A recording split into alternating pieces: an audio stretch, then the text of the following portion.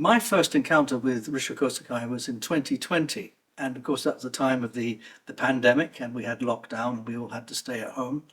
And to go back a little bit further, about 40 odd years before then, in 1977, that's when I first encountered Buddhism, and I began to practice Buddhism, but in the Theravada tradition.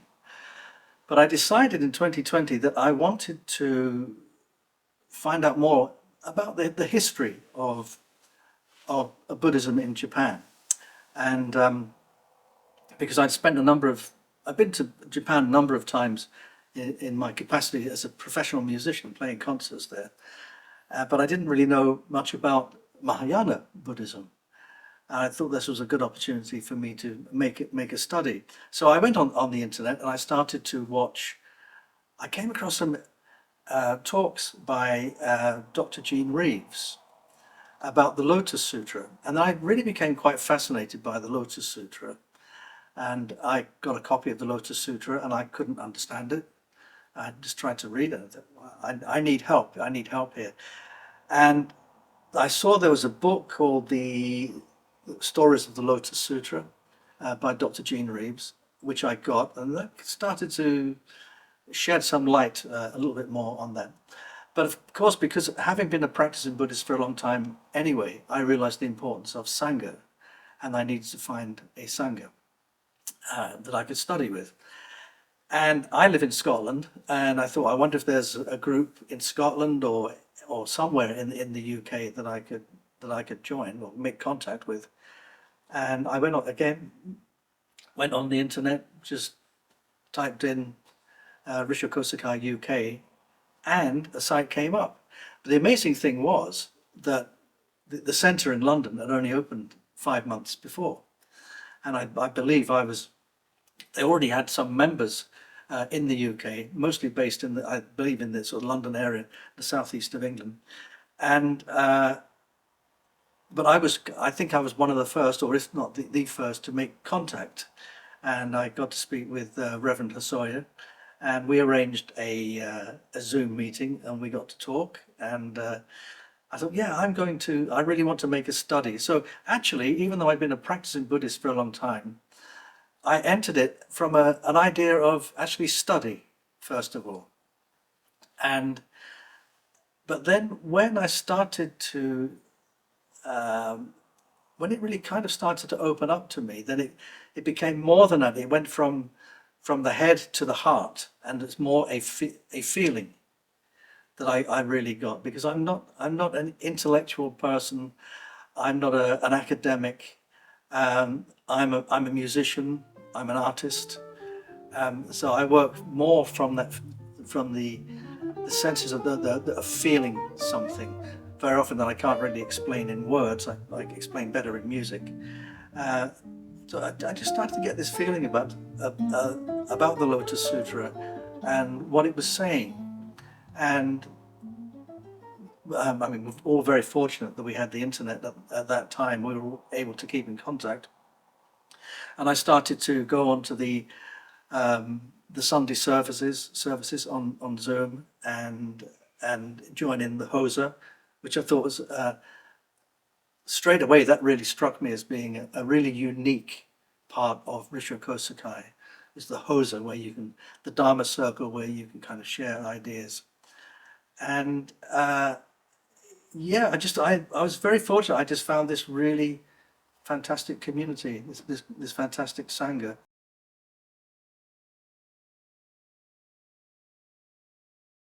And as things opened up more, we were able to travel more.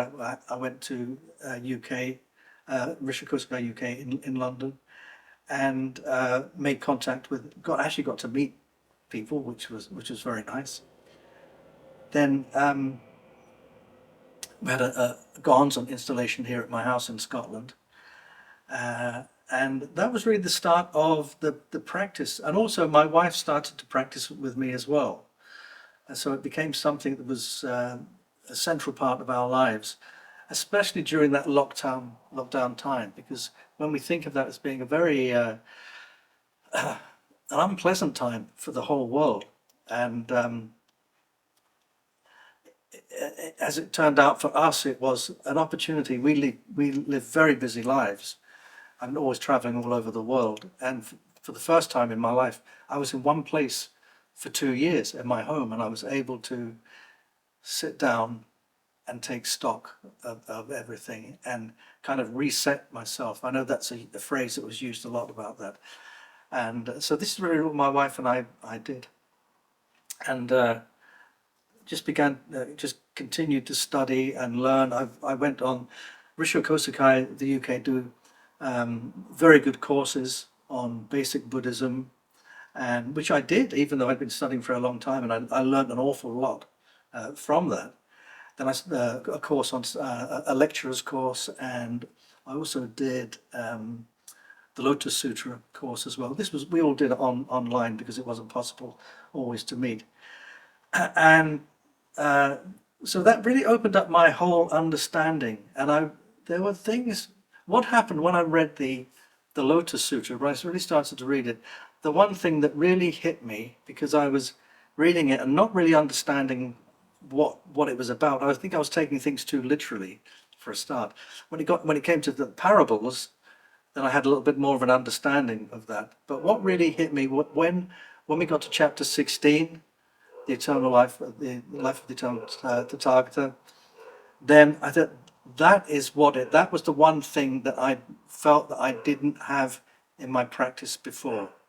And then I really realized, yes, this is how I want to study and practice and live my life according to the Lotus Sutra. And whenever I pick the Lotus Sutra up and I'm reading, I look for myself in there, because ultimately this is, when we read the sutra, it's about us. We're looking at ourselves. It's a reflection.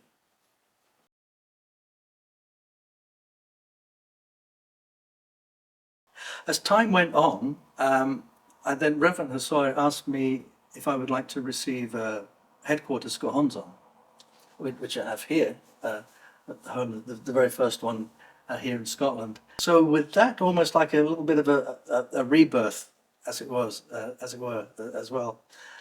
So then this is very central to our house and our home. And with my practice every morning, I get up and make offerings and sit here quietly, meditate for a little while, and then do a recitation. Usually in the morning, I like to recite in Shindoku, chapters 2 and 16. Then later on in the day, later in the evening, then I'll recite other chapters, or actually I like to read a chapter of the sutra every day, and really take those practices out into the world, which is what I think is the important thing to do. And reading the sutra, seeing myself in that, it's like the reflection, the Gohonzon being a reflection, it's completely changed my outlook, my mindset. My mindset has changed quite dramatically. It's far less self-centered and peaceful, far more than it was before.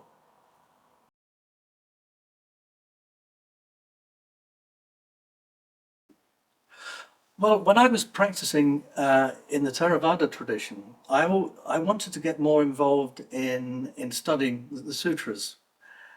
And of course, there are so many. The Tripitaka is a massive study. So I found one book. That's the practical part of me. It's okay, one book. I've got lots of books and everything here. I can start with this. I can just stick with this. The King of the Sutras, and everything should be here. Well, I don't know how or why, but anyway, I'll study it. The Lotus Sutra, it's a mirror, and it's something that kind of goes full circle.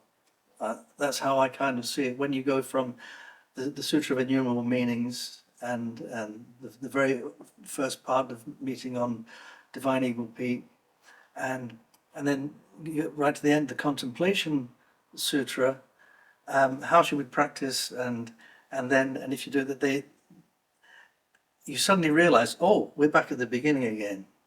This circle, and I didn't get that at first. It took me a little while to get that. I suddenly went, oh wow, that's quite amazing. And seeing things as a circular, just a continuous, because we tend to think of things in a kind of linear way, of everything starting here, ending here, we're at this point now. But seeing things more of that, just that cycle, this cycle of life, it's something that, I don't know, it just really affected me very strongly in my heart, that answered a lot of my questions, but without words. But it's just like a feeling.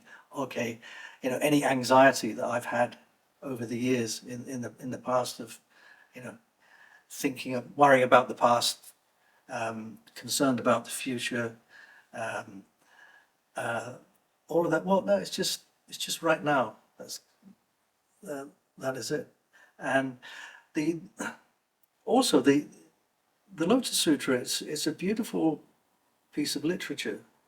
It's a beautiful collection of stories that take us out of our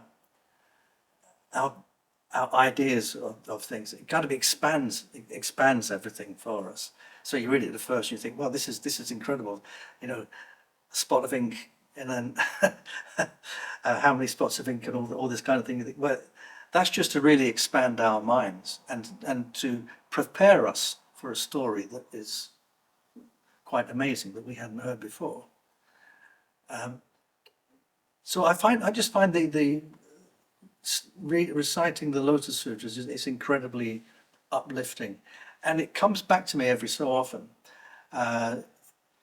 During every day, something will come from that. And also when I read the sutra, it can be sections that I've read or a phrase that I've read many times before, and maybe hadn't even thought anything of it.